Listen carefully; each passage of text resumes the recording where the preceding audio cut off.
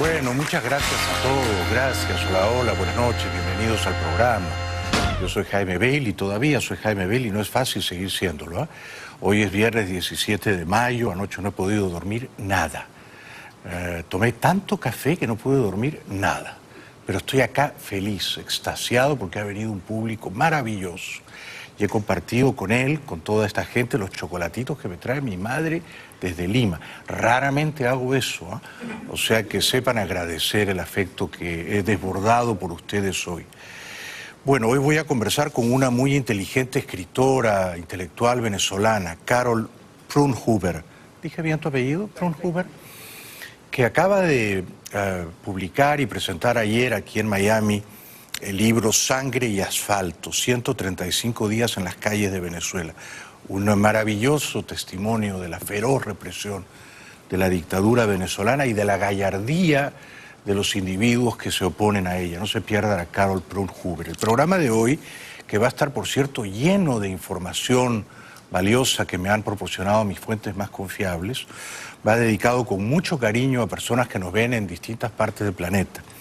Felipe Herrera, Darwin Paredes, André Kraman, que está en Washington, D.C., Liliana Lago, que está cumpliendo años, happy birthday, Tainali Rodríguez, Lucrecia Alfaro y Rafael Tejera. Luego sigo con los saluditos. Bueno, ayer les dije que estaba confundido, sorprendido y entristecido por la noticia de que el presidente Guaidó había enviado más o menos secretamente a Oslo, Noruega, país que no lo ha reconocido como presidente de Venezuela, a 3 personas para que dialogaran con los noruegos y tal vez al mismo tiempo con los enviados de Maduro.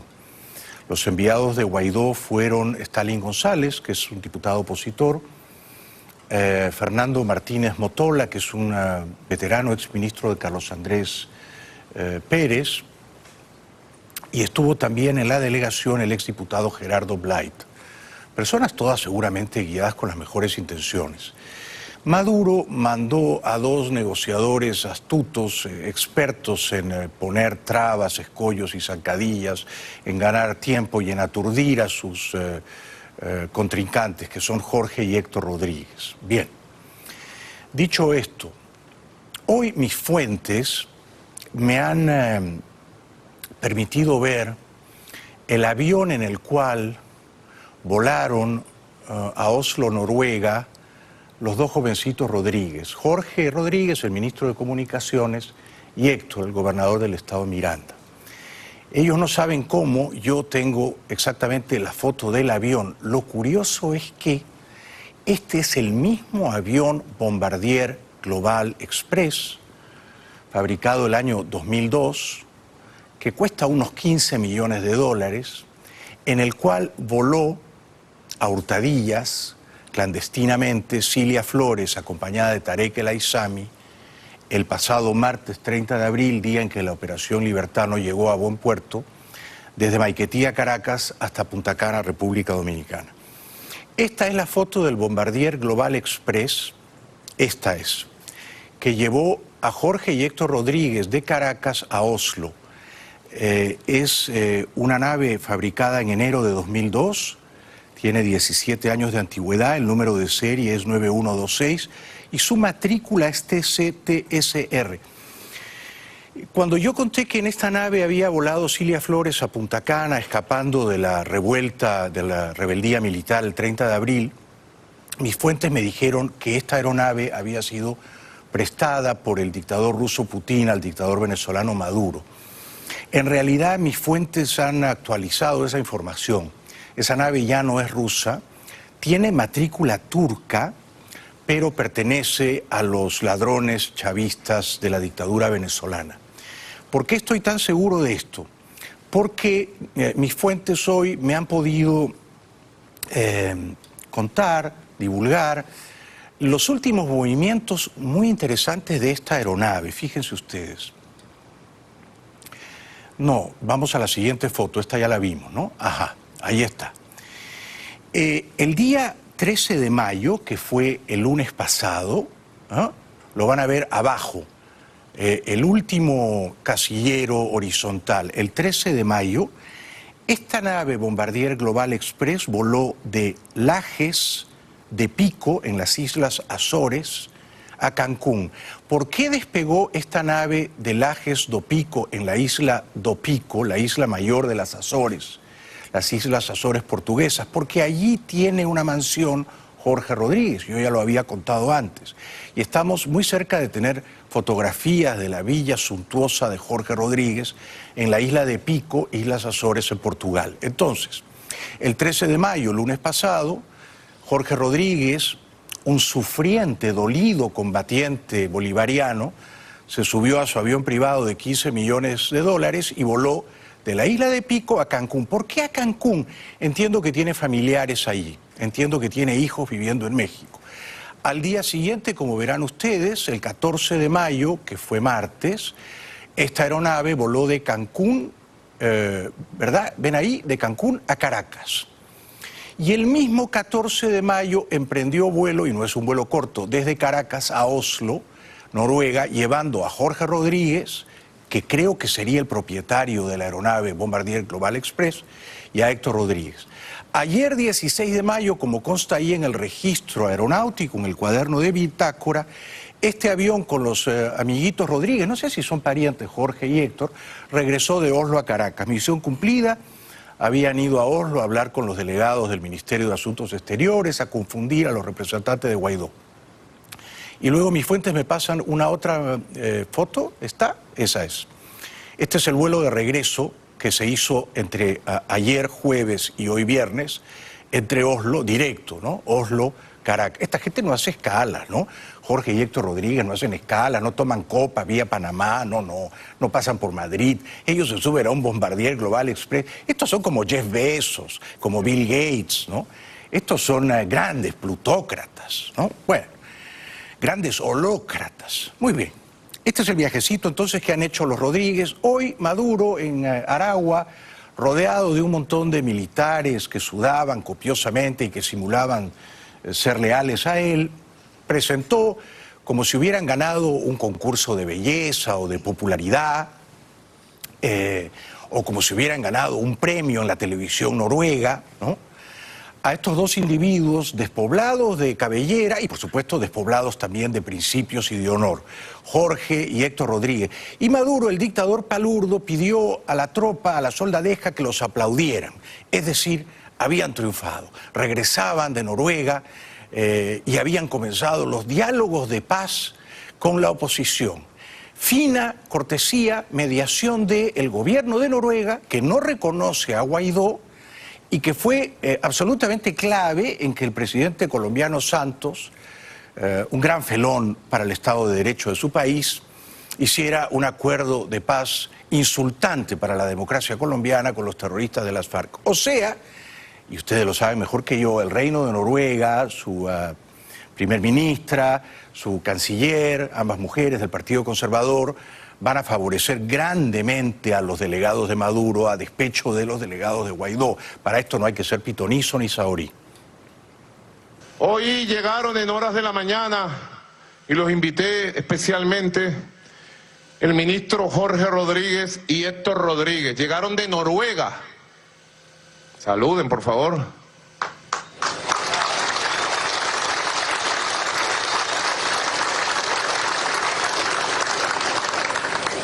Y tengo que informar al país, con mi palabra y mi responsabilidad, que el ministro Jorge Rodríguez y el gobernador legítimo del estado Miranda, Héctor Rodríguez, fueron a Noruega a encabezar la delegación de Venezuela en el inicio y la exploración de conversaciones y diálogos con la oposición venezolana para construir una agenda de paz para el país.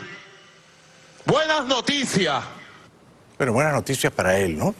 Comprensiblemente está envalentonado, es una pequeña victoria propagandística. Malas noticias para mí o para nosotros, aunque es temerario usar el plural, ¿no? Pero malas noticias para mí. Yo creo que ha sido un paso en falso que el presidente Guaidó, a quien por supuesto sigo apoyando, enviara delegados a esa mediación de paz en Oslo, Noruega. Yo creo que no debió enviar representantes.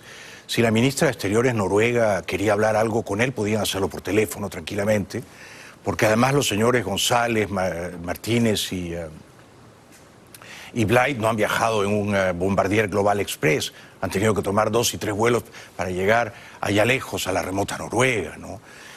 Luego se ha dicho desde el campo de Guaidó que ellos no han negociado directamente con los Rodríguez, que han negociado con la parte noruega, que a su vez ha negociado con los Rodríguez, pero de todos modos suena mal, suena confuso, suena que han caído de nuevo en una trampa.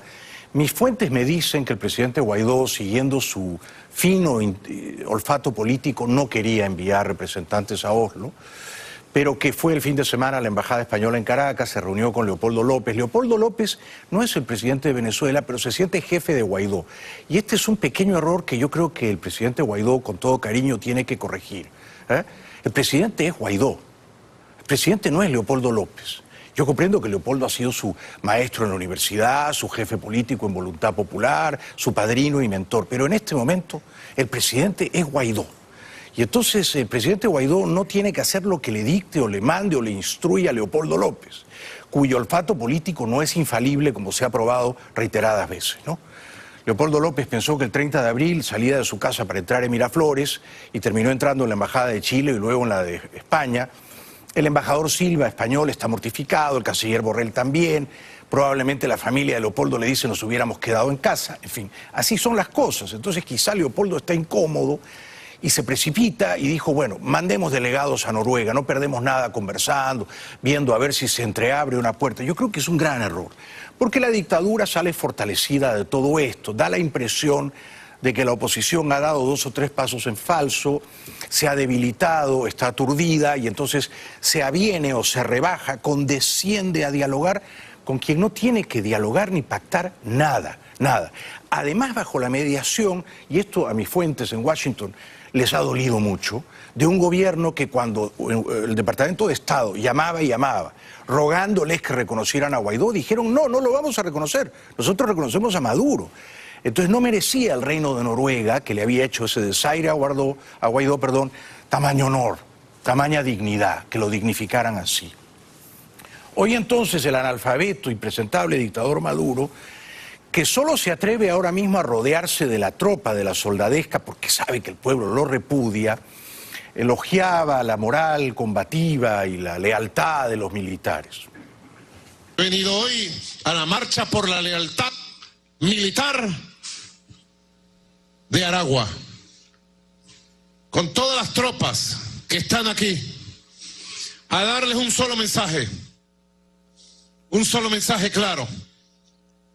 Un solo mensaje, la lealtad, el valor más supremo para mantener y expandir la unión y la cohesión de la Fuerza Armada Nacional Bolivariana como columna vertebral de la paz de la República, de la existencia de la República. Sin Fuerza Armada Nacional Bolivariana no hay República, no hay patria.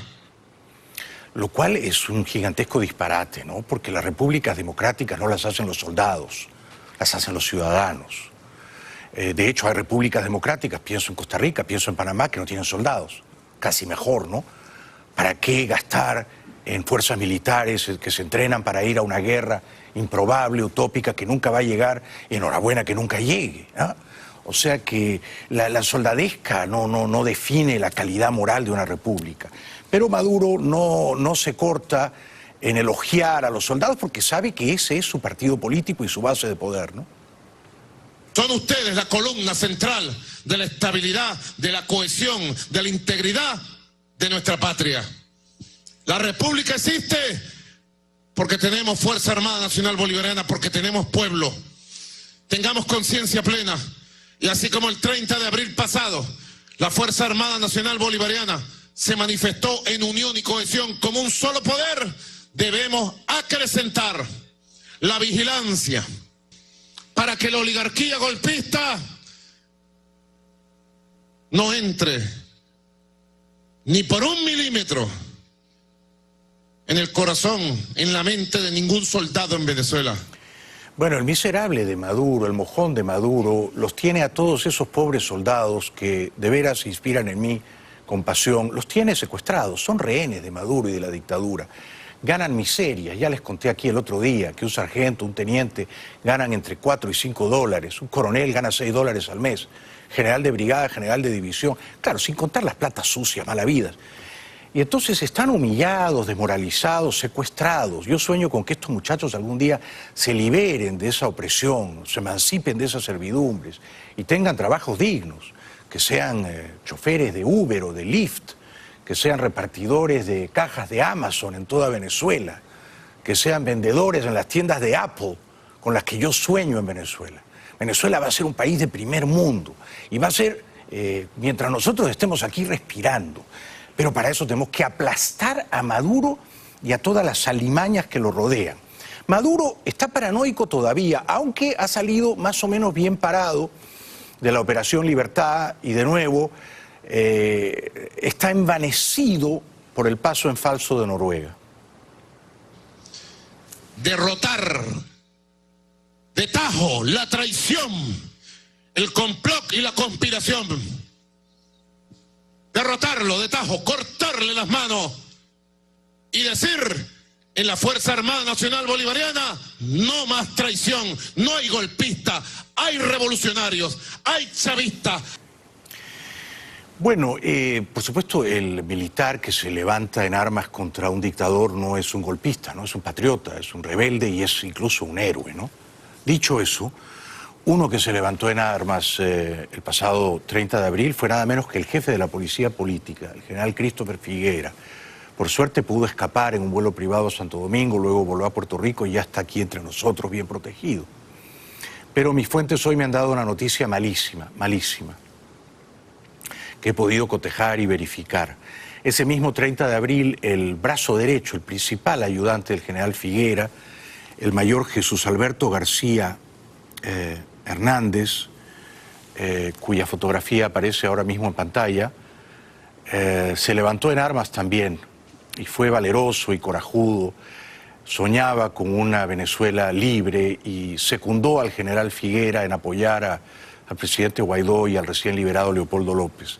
Este muchacho fue torturado, no pudo escapar, fue capturado y torturado en los sótanos del SEBIN de Plaza Venezuela. Lo torturaron con tal sevicia y ferocidad que lo mataron, le quitaron la vida. Ayer llevaron su cadáver a un motel en el estado Miranda. Tenía por aquí el nombre del motel, ya lo encontraré, creo que era el Motel Presidente. Y entonces han torturado y matado a este mayor heroico, Jesús Alberto García Hernández, que en paz descanse. Mis fuentes me han hecho llegar las fotografías de los torturadores, de los miserables que se ensañaron cruel y minuciosamente con el mayor Juan Alberto García. A ver, que creo que fue el peor de todos, es el general de división Eduardo Serrano Díaz. Este cobarde, miserable, es el subdirector del SEBIN y director de operaciones técnicas, que se entenderá en el SEBIN como operaciones técnicas, ¿no?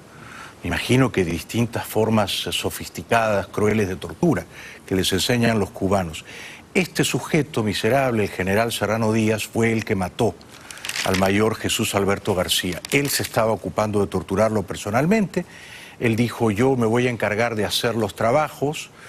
No se sabe si se excedió, se le fue la mano, se propasó o si deliberadamente le quiso provocar la muerte, pero lo mató. Este otro también fue parte del equipo de torturadores. Es el infame teniente coronel Elías Plasencia Mondragón. Elías Plasencia Mondragón, que junto con el general Serrano Díaz, coludidos ambos, hermanados en esa infame tarea, la de torturar a un héroe anónimo venezolano, asesinaron al mayor Juan Alberto García. Y otro que estuvo también allí conjurado en esa conspiración del mal es este miserable, el mayor general Pedro Castro Rodríguez, íntimo, muy íntimo amigo del general Serrano Díaz. Me dicen que son tan íntimos amigos que se acuestan. O sea que ¿dónde se ha visto, no? Son torturadores muy machos para asesinar a un pobre mayor general heroico, libertario, Jesús Alberto García, pero todo el mundo rumorea en el SEBIN que estos dos, Serrano Díaz y Castro Rodríguez, son amiguitos íntimos y se van de parrandas, araos y fracachelas. No me podía yo de cortar al decirles este pedacito de información porque mis fuentes me pidieron que lo dijera, ¿no? Así que me ocupo de decirlo porque esos miserables no merecen compasión, ni olvido, ni perdón. No, no, no. Y yo no creo en la amnistía ni en la reconciliación con estos sujetos. Yo creo que a estos sujetos, más temprano que tarde, habrá que juzgarlos con rigor, con abogados defensores, por supuesto, y con un debido proceso y sentenciarlos. No torturarlos, ¿no? Porque nosotros no podemos ser caníbales que nos comemos a nuestros adversarios, ¿no? Que ellos sean caníbales no justifica la antropofagia, ¿no es cierto? Así que no podemos rebajarnos a la abyección moral de nuestros adversarios, no. Tenemos que ir a una primera pausa. Como ven, mis fuentes me han llenado de información valiosa hoy que ustedes merecen. Aquí hacemos nuestro mejor esfuerzo, no para darles la noticia superficial que ya salió en los telediarios, sino para contarles el telón de fondo, el mar de fondo, ¿no? Lo que se esconde, lo que subyace, lo que está ahí abajo soterrado, ¿no? Esto es lo que ustedes merecen saber, Después de la pausa les voy a contar más novedades de los diálogos de paz en Oslo, Noruega, y cuáles son las expectativas de Leopoldo López, por qué Leopoldo insistió tanto con el presidente Guaidó en mandar delegados allí. Estamos todavía a la espera de los testimonios del diputado Stalin González. Stalin debería cambiarse de nombre realmente, ¿no? No debe ser posible, ¿no, Carol, en Venezuela que un ciudadano adulto diga yo no quiero llamarme más Stalin, por Dios, es como llamarse Mao, como llamarse Pol Pot, como llamarse Abimael Guzmán. Uno tiene que sacudirse de esa condena. Y luego voy a hablar con una brillantísima escritora venezolana, Carol Prunhuber, que está aquí en Miami porque ha venido a presentar su libro Sangre y Asfalto. Me encanta el título, me encanta. Sangre y Asfalto, 135 días en las calles de Venezuela. Bienvenidos de vuelta al programa. En un momentito voy a conversar con la brillante escritora venezolana Carol Prunhuber, autora de Sangre y Asfalto, un libro fantástico sobre la represión en Venezuela. Bueno, como ustedes saben, ayer la policía de Estados Unidos liberó una partecita minúscula del territorio de Venezuela, pero es un buen comienzo, ¿no? La embajada de Venezuela en Washington, D.C., en el noble, señorial barrio de Georgetown. Con lo cual, da la impresión de que para que el territorio venezolano se libere necesitamos a los gringos, ¿no? Es como una pequeña capsulita, ¿no? O como una metáfora enana, ¿no? O sea, si ustedes quieren sacar a los chavistas, necesitan que nosotros entremos y los saquemos a las bravas. Y así ocurrió. Y entonces el dictador Maduro está, desflorado como una doncella. Y este sujeto es tan extraviado y orate que se permite anoche tarde, desde la televisión de Caracas, amenazar a los venezolanos libres que estaban en Washington ayer y que aplaudían a la policía de Estados Unidos echando a los intrusos chavistas. Fíjense lo que les dice Maduro, les dice, ya sabemos quiénes son cada uno de ustedes. Los tenemos registrados a todos. O sea que él pretende que su estado de terror policial opere también en Washington. Pequeño grupo de fascistas venezolanos, seguidores del golpista autoproclamado, aplaudiendo a la policía gringa cuando se llevaba preso a golpes a estos activistas y asaltaba nuestra embajada. Una actitud que causa vergüenza, una actitud indigna de este puñado de fascistas que nacieron en Venezuela. Están todos identificados. Tenemos los videos de todos, sabemos quiénes son estos fascistas que fueron a apoyar la violación del derecho internacional. Qué manera babosa, repugnante de amenazar. Están todos identificados, sabemos quiénes son. Sí, pero son ciudadanos libres, ¿no? Viven aquí en Estados Unidos. Fueron a aplaudir a la policía. Yo hubiera ido también, por supuesto. No echaron a unos activistas, no, eran unos intrusos. Ni siquiera eran venezolanos. ¿Qué hacían esos señores metidos ahí? ¿Ah? Eran provocadores, agentes provocadores, quizá mercenarios, quizá acicateados con unos dólares, yo no sé, no me consta. Pero en todo caso que Maduro diga sabemos quiénes son los venezolanos y que pretenda amedrentarlos o sugerir que los va a perseguir, ¿no? El fascista es él. Ahora ustedes dirán, no es fascista, es comunista. El comunismo es una forma de fascismo también, ¿no es cierto? Es un Estado totalitario, corporativo, que aniquila la voluntad del individuo, ¿no? O sea que Maduro es, si cabe, un comunista, fascista, chavista, y todo eso idiota en grado sumo, ¿no? Porque, en fin, hay fascistas profesionales o hay comunistas astutos. Maduro no lo es. El embajador libre de Venezuela, el señor Vecchio, celebraba ayer la liberación de ese pequeño territorio venezolano en Washington. Esta embajada es territorio libre. Hoy es un momento histórico, porque luego de 20 años de opresión, hemos sembrado acá la semilla y la bandera de la libertad y de la democracia. Así que hoy tenemos este edificio y esta embajada como símbolo. Esta embajada tiene que convertirse en la embajada de la libertad. Lo que demuestra, y yo no creo estar exagerando, que si los gringos no usan la fuerza, el drama venezolano no se resuelve. O sea, que lo que se ha aplicado en la embajada venezolana en Washington, hay que aplicarlo también en toda Venezuela. Maduro recibe hoy en Miraflores al grupo de contacto. Ustedes dirán, ¿y eso qué cosa es? ¿Qué adefesio es el grupo de contacto? Son unos diplomáticos que designa y envía la Unión Europea. No creo que estos viajen en avión privado como Jorge Rodríguez. Van a Caracas, bueno, van a pasear, ¿no? Van a hacer turismo bananero, exótico, ¿no? A ver cómo viven los indios en América, cómo se entrematan, cómo comen yuca, ¿no? Estos señores, por supuesto, se quedan en el mejor hotel de Caracas, ¿no? Muchos no salen, probablemente reciben unas mulatas de ébano, no me sorprendería, fina cortesía de la autocracia local. Y el grupo de contacto básicamente lo que hace es tener contacto con el dictador, o sea, estrecharle la mano, hacerle venias, sonreírle, hacerle mohines y morisquetas. Maduro se ha reunido en Miraflores con el Grupo Internacional de Contacto de la Unión Europea. Esta es considerada la primera reunión de alto nivel del bloque que busca acercar al régimen madurista y a sus detractores para tener una salida pacífica a esta crisis que afecta a la nación. Al encuentro con Maduro asistieron representantes de Alemania, de Italia, de España, de Portugal, de Francia y Países Bajos. En esta reunión se habría abordado temas como las consecuencias de las sanciones económicas impuestas por Estados Unidos y lo que el madurismo califica como injerencia por parte de la Unión Americana.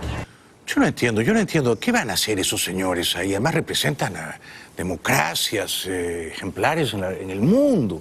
Y van ahí a estrecharle la mano a un tirano, a un criminal, ¿no? No tienen un cierto sentido del pudor, de la decencia. Uno es sus amigos y es sobre todo sus enemigos, ¿eh? Uno es a quien abraza y sobre todo a quien no le da la mano. No tenían ellos que condescenderse a ese nivel de ruindad y de oportunismo político. Los chinos, bueno, los chinos son los chinos. Los chinos hacen negocios, los chinos no creen en la libertad, en la democracia, ni nada de eso, ¿no? Los chinos hacen negocios. Y por eso van un par de chinos, seguramente habían comido pata de perro, lengua de perro en el almuerzo, están contentos, ¿no? Y van y lo huelen a Maduro. A Maduro lo huelen, lo olfatean, ¿eh? Y dicen, ¿en cuánto tiempo termina de descomponerse, ¿no? Los chinos están calculando. El señor Zhao Bentang, él es director general para América Latina por el Ministerio de Relaciones Exteriores de la República Popular China. De esta manera, en compañía con el canciller de la República, Jorge Arriaza, le dan la bienvenida al honorable señor Zhao Bentang. Recordemos que el gigante asiático es un aliado estratégico para la República Bolivariana de Venezuela en materia económica y comercial. Recordemos que han sido más de 600 proyectos de cooperación conjunta que mantiene la República Bolivariana de Venezuela con la República Popular China. No, lo que no dice la reportera, esto de la cooperación conjunta, esto es un cuento. Lo que no dice es que los chinos están ahí porque Maduro y su dictadura de ladrones les deben más o menos 50.000 millones de dólares. Quizás 60.000 millones de dólares. Los chinos están preocupadísimos, ¿no?, de cómo van a cobrar esa plata, porque ya no hay más dólares en Venezuela. Se los han robado todos. Ya no hay más dólares, ¿eh? Univisión anuncia el diálogo en Oslo, la mediación noruega. Fíjense una cosa, son los noruegos y no los suecos los que dan el Premio Nobel de la Paz, tengan en cuenta eso. Son los noruegos, el Parlamento noruego, un montón de gente de izquierda, idealista, honorable, quienes le dieron el Premio Nobel de la Paz a Santos. ¿Será el mundo un lugar tan estúpido, tan chiflado y tan demente que el Parlamento noruego en algún momento va a homenajear a Nicolás Maduro? Por ser un promotor de la paz, nada me sorprendería ya. Nuevo la palabra diálogo en boca del régimen de Nicolás Maduro y la oposición. Un diálogo que dio sus primeros pasos en Noruega, donde representantes del gobierno de ese país sostuvieron contactos por separado con delegaciones de ambas partes y que el presidente interino Juan Guaidó confirmó. Sí, hay unos enviados a Noruega. Mismo martes lo dije y lo repito en este momento. Un diálogo que Guaidó ya había rechazado, pero que ahora se muestra como una opción ante el fracaso de su intento cívico-militar de sacar a Maduro del poder.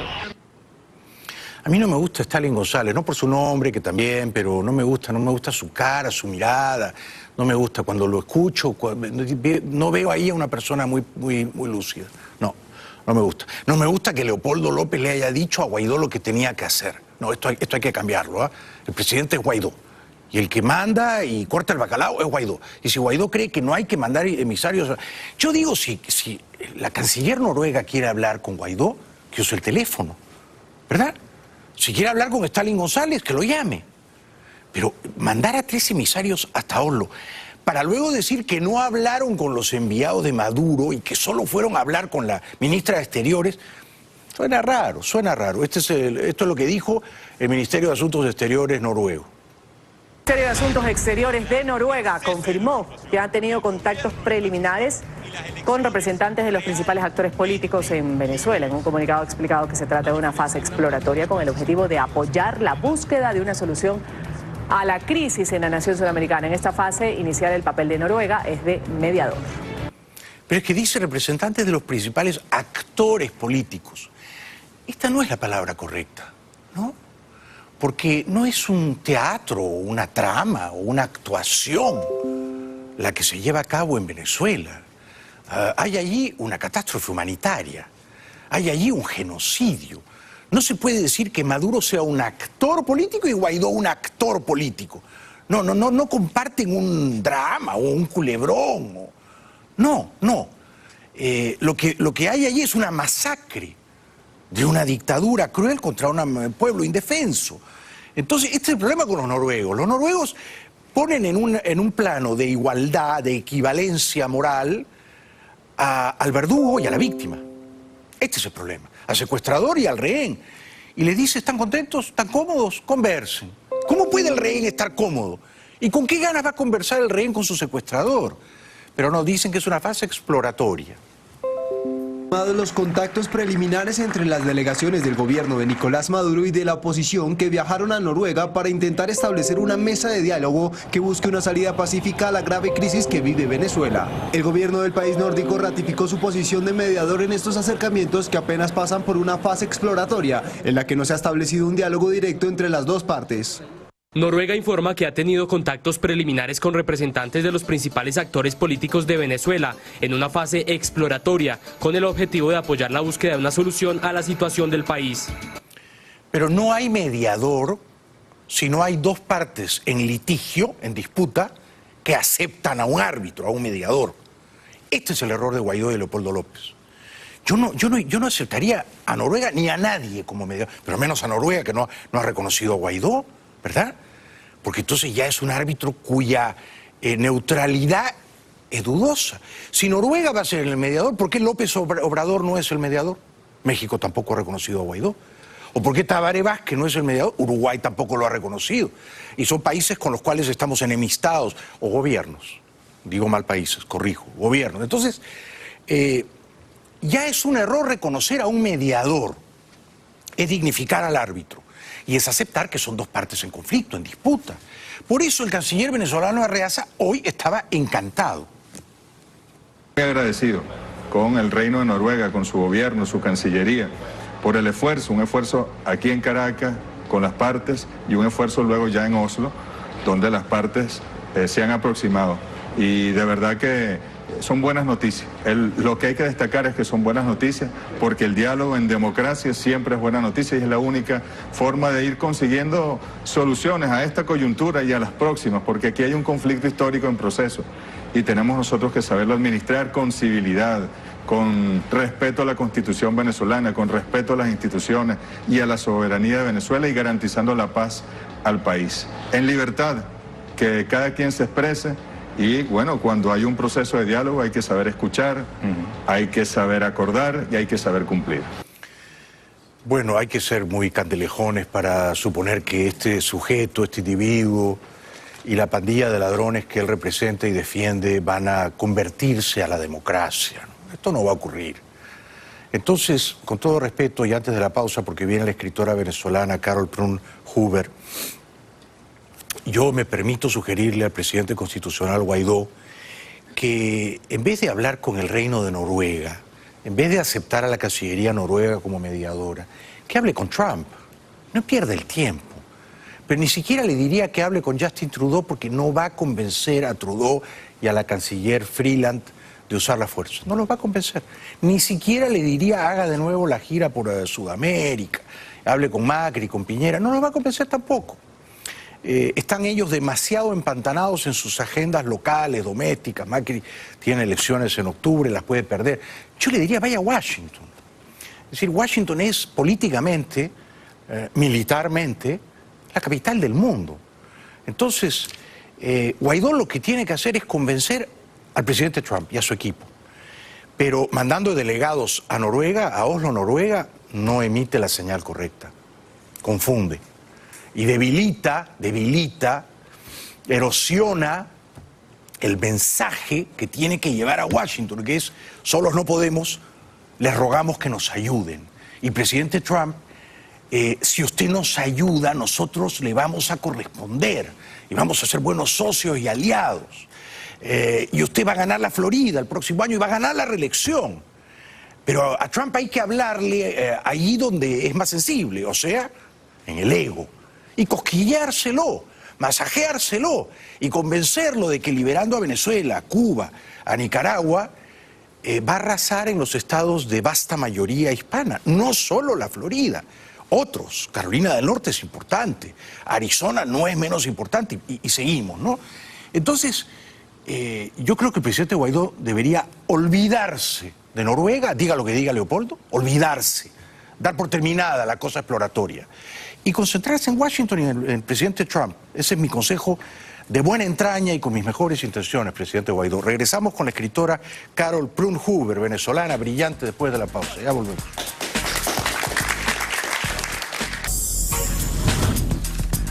Bienvenidos de vuelta al programa. Bueno, estoy encantado porque ha venido esta noche una brillante, muy talentosa y muy valiente escritora venezolana, Carol Prun Huber. Ella, por suerte, se marchó de Venezuela hace ya algunos años, vive aquí en la Florida. Acaba de presentar anoche en el Instituto Interamericano de Democracia de Carlos Sánchez Berzaín, Sangre y Asfalto. Una foto tremenda, los matones arrastrando a una valerosa mujer, 135 días en las calles de Venezuela. Un aplauso para Carol Prun Huber, por favor. Bienvenida, felicitaciones por el libro. ¿Cómo estás? Muy bien, muchas gracias. Gracias por estar aquí. Gracias. A mí me sorprendió mucho enterarme ayer, Carol, de los diálogos exploratorios, preliminares, como quieran llamarse, en Oslo, Noruega. ¿Cuál es tu lectura, tu impresión de esto? Mire, yo cuando miro en la situación en que estaba Venezuela en el 2017, que es cuando esos son los eventos del libro. Sí. En el cual la oposición se veía, bueno, salían los muchachos con las piedras y los escudos de cartón y eran vistos como terroristas prácticamente en la opinión internacional, cierta opinión internacional, sobre todo la izquierda. Correcto. La izquierda caviar, o como tú le quieras llamar, Disney. Sí. Otros le llaman la izquierda bipolar, en fin. Pero una izquierda que domina mucho la prensa mundial. Y el mundo de la academia. Correcto, y el mundo intelectual de la academia. En ese momento eran el régimen que estaba matando muchachos con tiros a la cabeza, con tiros al pecho y a la espalda, no tenían que justificarse, mientras que la oposición, que estaba levantándose de una manera enorme, el país entero levantado, tenía que justificar que se estaba rebelando contra una guerra que tiene el régimen contra ellos. Sí.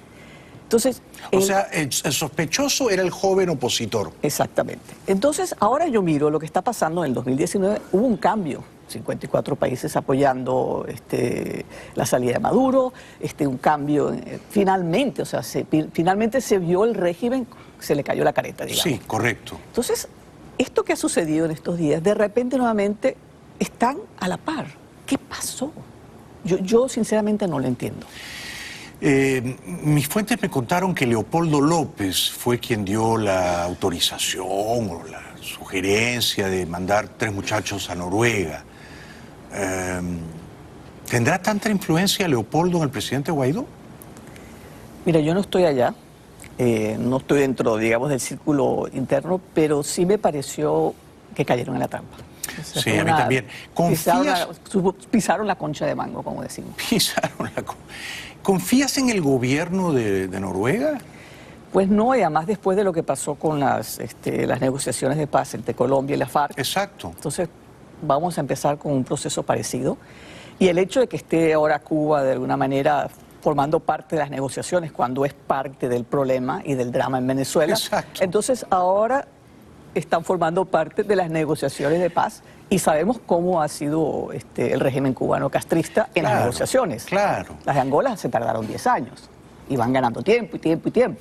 Y fíjate, es interesante que hayas mencionado el papel de facilitador y garante y etcétera de Noruega entre los terroristas colombianos de las FARC y la democracia colombiana mal representada por Santos, porque ese acuerdo fue inmensamente favorable a los terroristas, con lo cual Noruega y Cuba ya han demostrado que tienen una pérfida habilidad para favorecer a los terroristas y perjudicar a los demócratas. Porque se prometen ciertas condiciones, y se prometió en Colombia pues que habría reparación para las víctimas, que no habría impunidad, y bueno, y nada de lo cual ha ocurrido. Nada de lo cual ocurrió. Con lo cual, claro, tiene sentido Noruega porque yo creo que los terroristas venezolanos, que son Maduro y su pandilla, dirán, bueno, si los terroristas de las FARC recibieron total impunidad gracias a los noruegos y a los cubanos, tratemos nosotros también, ¿no? Exactamente, y seguimos en la misma, como el hámster dentro de la rueda. Sí. Eso tiene que romperse en algún momento.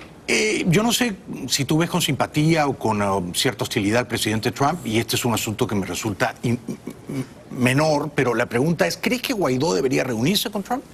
Yo de entrada yo no simpatizo con el presidente Trump. Me lo sospechaba, sí. Pero al César lo que es el César. Realmente la administración de Trump ha hecho lo que no ha hecho ningún gobierno norteamericano. Sí, le celebro que tengas esa lucidez. No, hay que hacerlo, o sea, es normal. Sí. Ahora, será por las razones correctas, lo que tú decías, hay que cosquillarle el ego, por las razones, ganar las elecciones, los votos latinos, pero en realidad ha apretado las tuercas cada vez más. Y nos caiga bien o mal, lo necesitamos, ¿no? Exactamente. Y yo me temo que la participación cubana lo que busca es, bueno, ganar tiempo, a ver qué pasa con las elecciones, quién gana la presidencia y si es una presidencia un poco más suave con respecto a Cuba. Entonces, tú dices ganar tiempo a ver quién gana la presidencia acá. Acá. En noviembre del próximo año. Exactamente. Parece muy lejos, pero es año y medio. Eso está ahí al lado. Está ahí al lado. Sí. Y si la ganan los demócratas, entonces imagínate. Bueno, depende de quién la gane también. Depende de qué demócrata. Exactamente. Entonces, si están, porque bueno, dentro de los demócratas también hay una especie de ceguera como hay en Europa. Es insólito. Sí. Cuando yo hice la presentación del libro en Madrid. En Madrid y en París, cuéntanos. En Madrid, Almudena Grandes, el día antes. La gran escritora Almudena Grandes. Exactamente. En una editorial del País dijo lo siguiente: yo no conozco la situación venezolana, pero yo no he leído ni he visto nada que me convenza de que está pasando lo que dicen. Porque algunos dicen que está muy bien, otros dicen que no. Entonces, esa actitud, ¿hasta cuándo? No quieren ver, son cómplices. Y eso pasa en España y pasa en París. En España ahí se ha trabajado bastante y yo creo que ya hay una especie de entendimiento en la población. Ya, vamos a ver qué pasa ahora con Sánchez. Pero no sé, en el gobierno de Sánchez y el canciller Borrell, por lo pronto le han dicho a Leopoldo López, oye, mira, como ya tú te habías acostumbrado a estar calladito en tu casa, acá en nuestra embajada también te quedas calladito. Sí, y ha hecho declaraciones muy desafortunadas el canciller Borrell. Sí. Ahora, en Francia hay una corriente todavía muy potente dentro del mundo intelectual, de la academia, de los periodistas. Muy de izquierdas. Sí, y no solamente izquierdas, o sea, que realmente no entienden. Sí. O sea, yo, cuando voy para allá, me hablan de las bondades del régimen chavista y digo, ¿por qué no se van para allá a ver? Porque aquí ustedes no permitirían, pero Nunca. ni esto Nunca. de lo que pasa allá. Nunca. Entonces, bueno, el ¿Tú trabajo... te imaginas? Sí, a esa gente está perdida, eso no hay que ocuparse más. Sí, sí. Hay que trabajar con los que no tienen la información correcta. Claro. Y eso Sí. yo creo que es el trabajo que tenemos en nuestras manos. Sí, sí, por eso me parece que tenemos que enfocarnos en América, ¿no? Sí. Este es un problema que no lo van a resolver los rusos, los chinos, a ellos no les importa un cuerno la libertad. No. Pero sí podríamos tratar de sensibilizar a los Estados Unidos, ¿no? Exactamente. Y a ciertos países de la región que han hecho un esfuerzo diplomático notable, por ejemplo Colombia. Colombia, a mí me parece que ha cumplido un gran papel, por lo menos en acoger a los venezolanos, ¿no te parece? Enorme. Bueno, no te olvides que Venezuela acogió a los colombianos Correcto, en los durante- 70 y 80. en la época de la democracia. Claro, claro. Una cantidad de... además, Millones. no solamente la inmigración colombiana, Sí, la sí. inmigración del sur, de todo durante la época de las dictaduras Por supuesto. en América Latina. Isabel ¿A dónde- Allende escribió La Casa de los Espíritus en Caracas. ¿Y a dónde vinieron y a dónde se cogieron? En la Embajada de Venezuela. Claro. Carlos Andrés Pérez los trajo y vinieron a Venezuela y les dieron puestos Sí. de trabajo. Mis profesores más importantes eran uruguayos, argentinos, en la Que universidad. escapaban todos de dictaduras militares de derecha. Exactamente. Entonces ahí se acoge. Venezuela ha sido un país que ha acogido. Entonces para los venezolanos, para nosotros ha sido muy duro ver esa actitud frente a una dictadura que se dice de izquierda. Eso no, en Venezuela no hay un problema ideológico. No. Ahí no es un problema de izquierda y derecha, es un problema de unos militares, de unos cínicos, de unos narcotraficantes. Es un problema criminal, policial. Criminal. Eso es todo. Nada más. Punto. De terrorismo, de narcóticos, Y eso de lo torturas. bañan en la cuestión del discurso. ¿Cómo podría eso ser de izquierda, no? Es decir, se Exactamente. supone que el que es de izquierda defiende a los pobres. Y esto lo que han hecho es multiplicar a los pobres. No solamente los pobres, sino que los están matando como política de Estado. Correcto. Porque el hambre no es una cuestión solamente de ineficiencia. Eso ¿Tú crees que es una política deliberada? Pero claro, Jaime. Para controlarlos políticamente. Mira, es una política para controlar Sí. a los indóciles. Sí, sí, exacto, Si exacto. tú eres dócil y bajas la cabeza, entonces tú tienes tu bolsita, Tu bolsita de comida. Si no, entonces te quito la comida. Y además son tan perversos Sí. que con la problemática de la electricidad, el problema eléctrico que ha sido producido por la ineficiencia y De por la ellos. corrupción, porque se han robado todos los reales, que es lo que han hecho, la han utilizado además para atacar a la población. Sí. Entonces ahora te corto la luz y Sí. te mantengo a oscuras. Es exacto lo que has descrito con gran claridad, porque es el modelo cubano. El que es dócil come poquito, pero come. Y el que es indócil, insumiso, se va. Sí. Lo echas al exilio. O lo matas, O lo matas. o lo torturas, O lo torturas. o lo matas de inanición. O va preso. O va preso. Como presos y políticos después hay por centenares. Y después lo lanzas de un balcón. Sí, y claro, lo suicidas. como hicieron con Fernando Albán. Y el último que estabas hablando. El general. mayor, Jesús Alberto Ese García. lo suicidaron. Era un muchachito, ¿cómo lo han torturado y matado así? Quédate un rato más con nosotros, estamos disfrutando enormemente de tu inteligencia. Después de la pausa te voy a preguntar por Sangre y Asfalto, ¿ah? El reciente libro de Carol Prunhuber. Regresamos con ella. Un aplauso para ella, por favor. Bueno, acaba de presentar anoche aquí en Miami la brillante escritora venezolana Carol Prunhuber este libro fascinante que me dispongo a leer, Sangre y Asfalto. Lindo título, Sangre y Asfalto. 135 días en las calles de Venezuela. Esta fue la heroica resistencia de los venezolanos en los meses de abril, mayo, junio y julio del Y 2017. 15 días de agosto. Claro, hasta agosto del Hasta 15 de 17, cuando pareció que caía Maduro, ¿no? Yo en aquel momento, Carol, no sé tú, pero yo pensé que Maduro no llegaba a fin de año. Todos estábamos convencidos que el levantamiento a ese nivel de la población ya estaba acabado. ¿Y por qué no cayó? ¿Por qué no lo derrotamos? Mira, es lo que han hecho siempre. Ellos cuando pierden, por ejemplo, una elección, o sea, ellos empezaron, ¿por qué empecemos del comienzo? ¿Por qué empezó la manifestación en 2017? Porque le anularon las competencias a la Asamblea Nacional y la gente salió a las calles. Sí. Y a eso se añadía pues las carencias, los problemas en los hospitales, la represión, etcétera, etcétera, etcétera. Y eso fue aumentando. Entonces, Sí. ¿qué hacen ellos? Ellos empiezan a aterrorizar con la represión. Primero empiezan con el gas pimienta, las ballenas, que son los tanques de agua, las tanquetas de agua, y eso no pasaba nada. Sí. Entonces, llega el momento que hay que matar a alguien. Entonces, matan a un muchacho.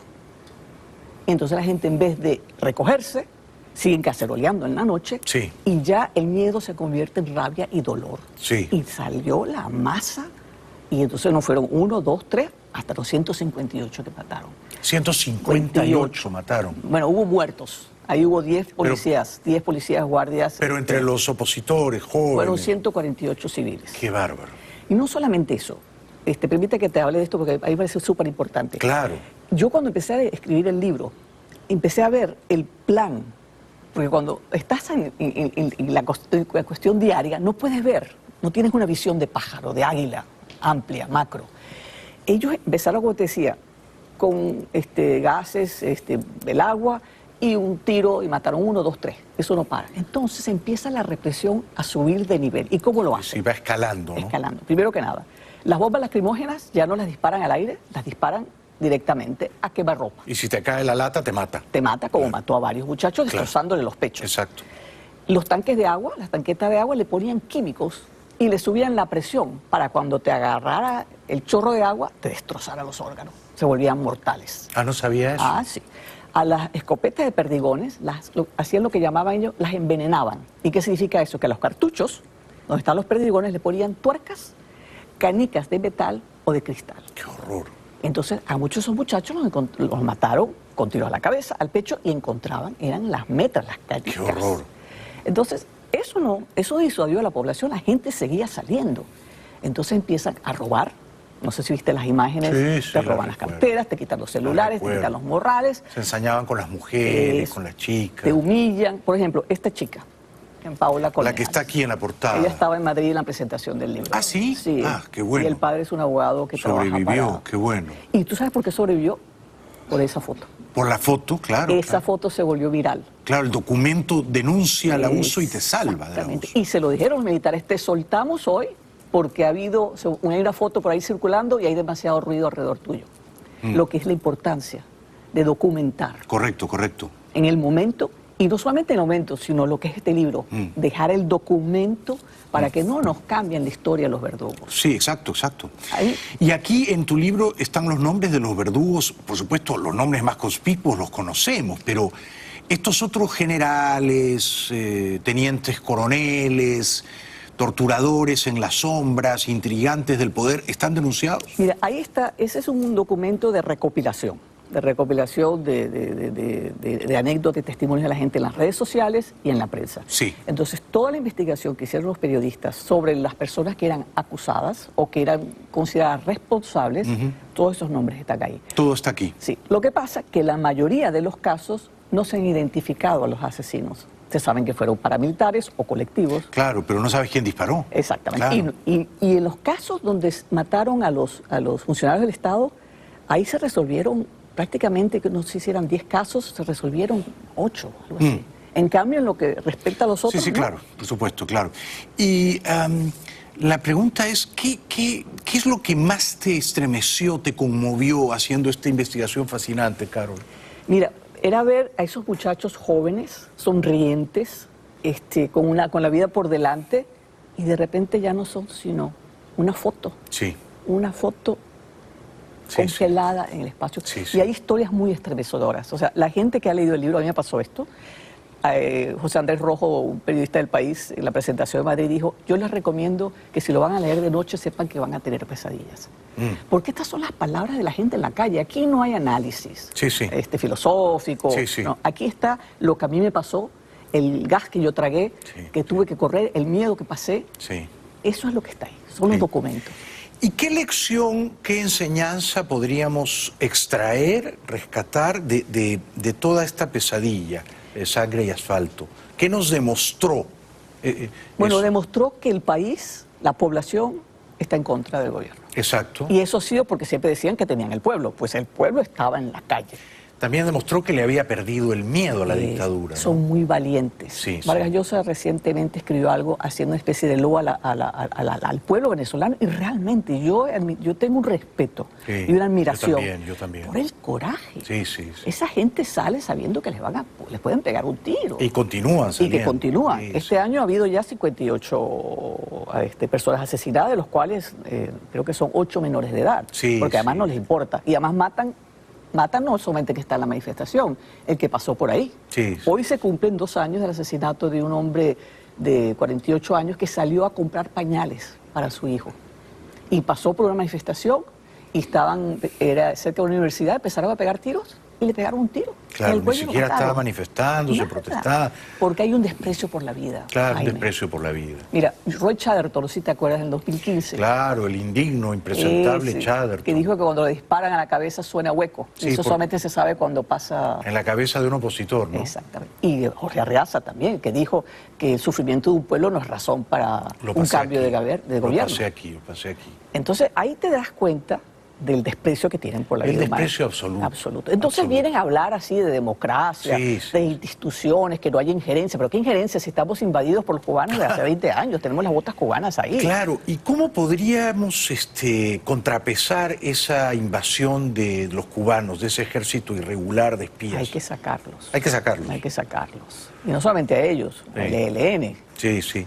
Los Hezbollah que andan por ahí también. Pero cuando dices hay que sacarlos, ¿habrá alguna manera de hacerlo sin usar la fuerza? Yo no creo. Yo tampoco. Ahora, ¿qué manera va a tomar esa fuerza? Yo no sé, yo no creo que será una invasión de los marines en Venezuela. No sé, digamos, el origen de la fuerza puede ser uno distinto, ¿no? Exactamente. Porque a veces la fuerza proviene del propio pueblo en las calles, al que luego se suma un cuerpo militar rebelde, y es una fuerza, es una bola de nieve, ¿no?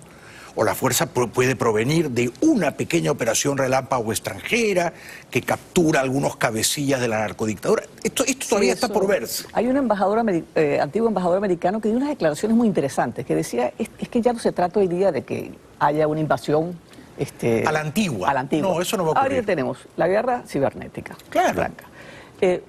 Una especie de sting, donde entras y sacas. Como Bin Laden en Pakistán, entras y sales. Hay muchas formas que no son lo que estamos pensando que es la invasión donde entran todos los tanques. Por supuesto, y cuando la gente se entera, Maduro está haciendo submarinismo en el fondo del océano.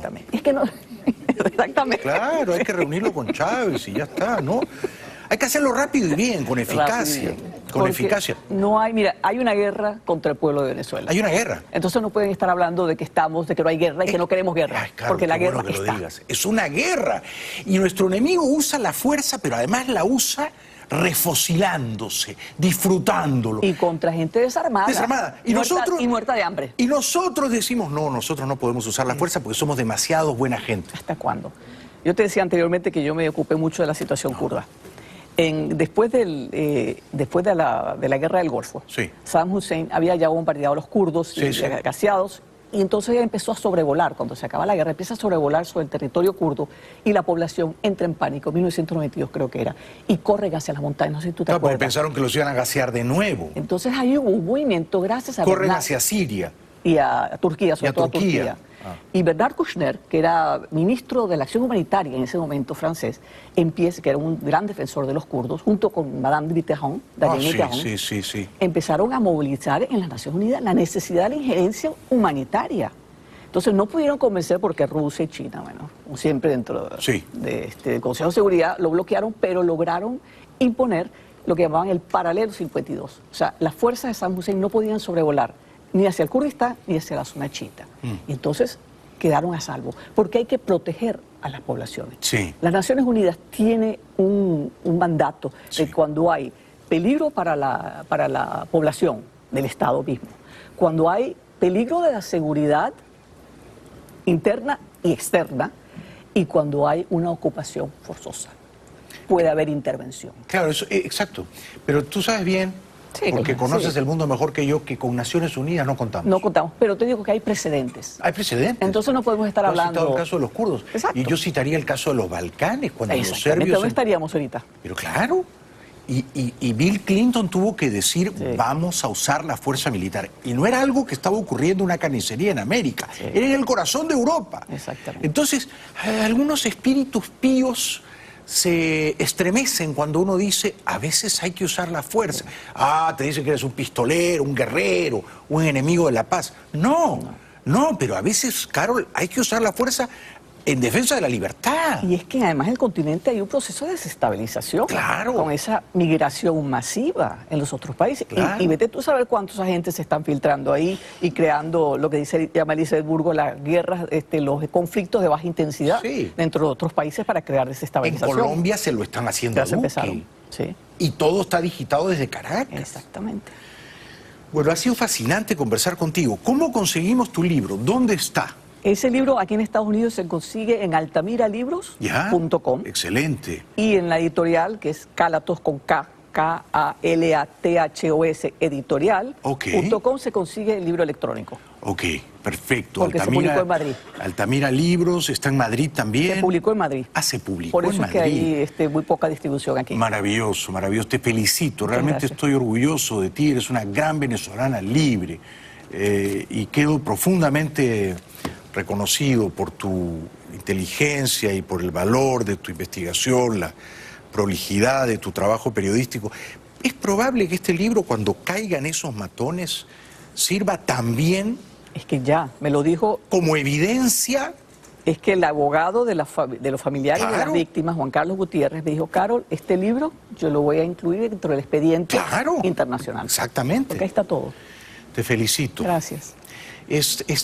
A veces cuando uno se descorazona, como ayer con lo de Noruega, es muy reconfortante ver a alguien como tú. Y hay muchos haciendo ese trabajo. Sí, somos mayoría, ¿no es cierto? Sí, somos. Somos mayoría. Un aplauso para Carlos. Lean Sangre y Asfalto, por favor. No muy tarde en la noche, porque van a quedar desvelados, pero lean Sangre y Asfalto. Regresamos después de la pausa, ya volvemos.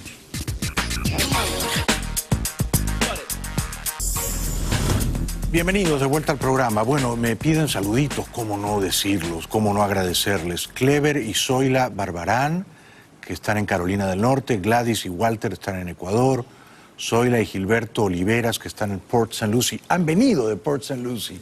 Gracias de corazón, Zoila y Gilberto. Perdonen el frío.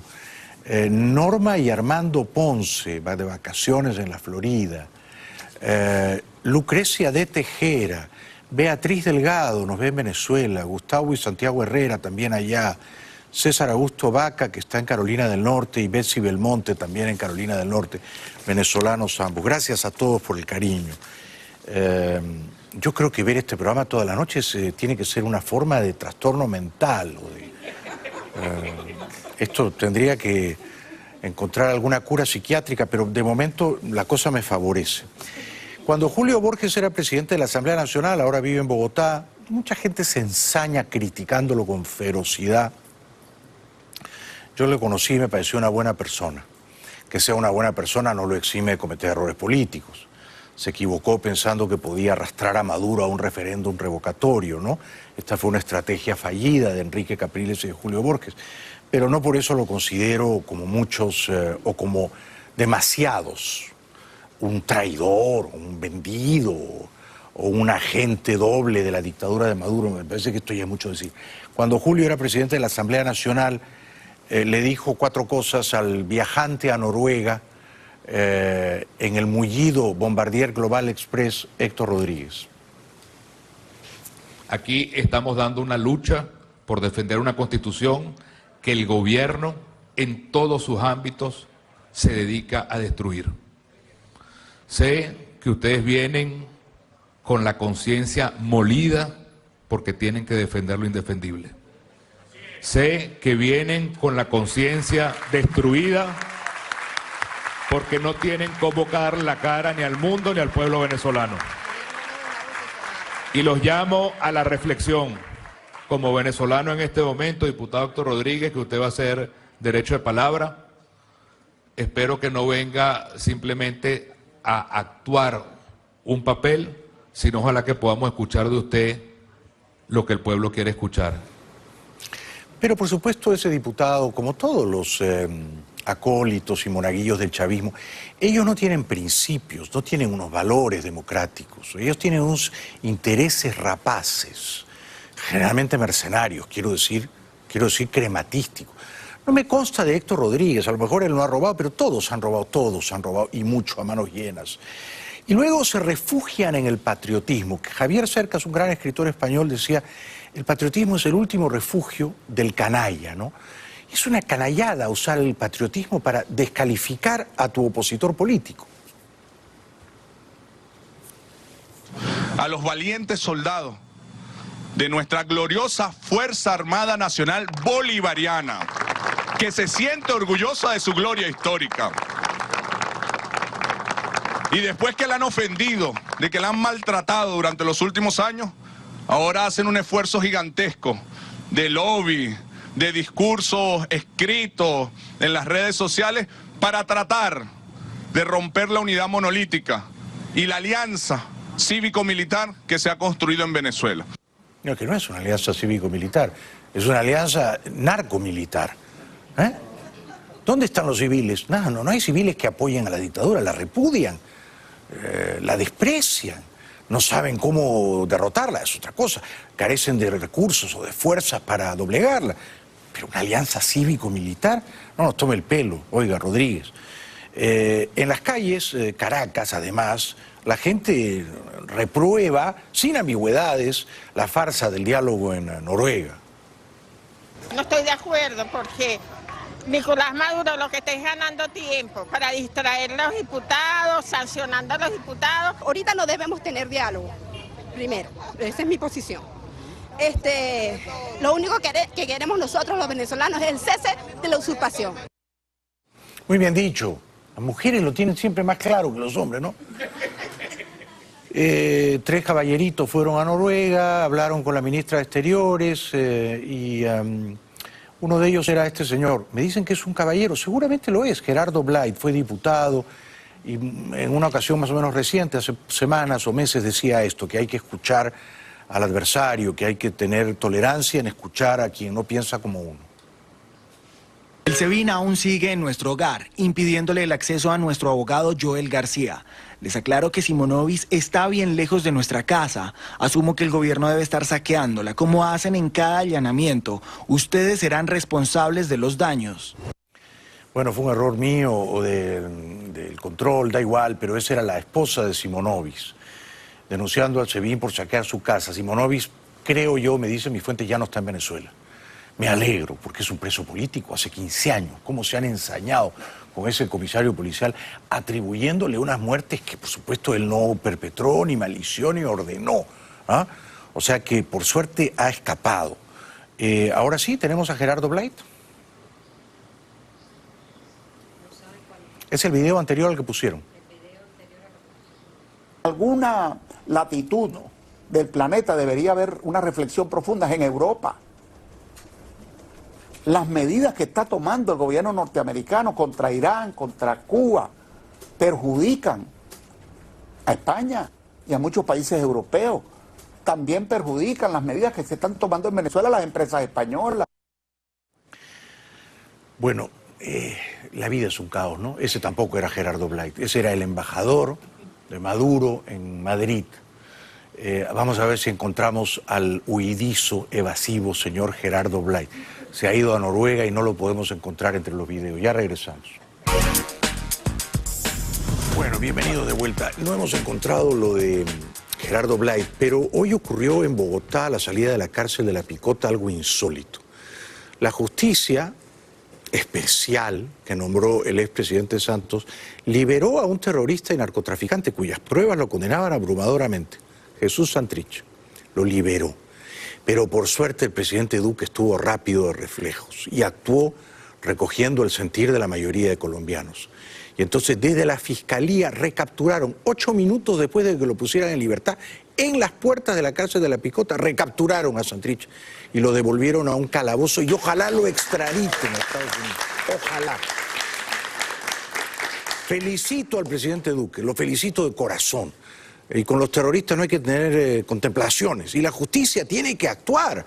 No habrá una paz duradera en Colombia si no hay una justicia. Y si los terroristas se permiten esta insolente impunidad. Regresamos.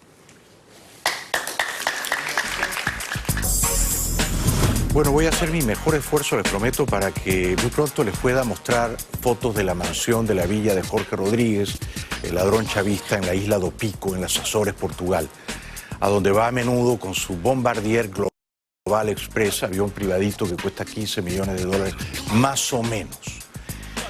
Entre tanto, les agradezco mucho por vernos, nos ven muchísimo, mucho aquí en Mega, tenemos unos ratings increíbles que seguramente no merecemos, pero que atribuimos a la generosidad de ustedes.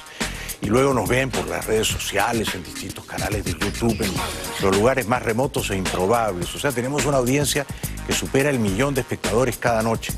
Se dice pronto, pero es un montón de gente. Y esta es una pequeña tribuna, una conspiración a favor de la libertad, y son ustedes los que forjan esta conspiración, los que le dan vida y los que hablan por mí. Yo soy un ventrílocuo de ustedes. Buen fin de semana, disfrútenlo mucho, pórtense mal,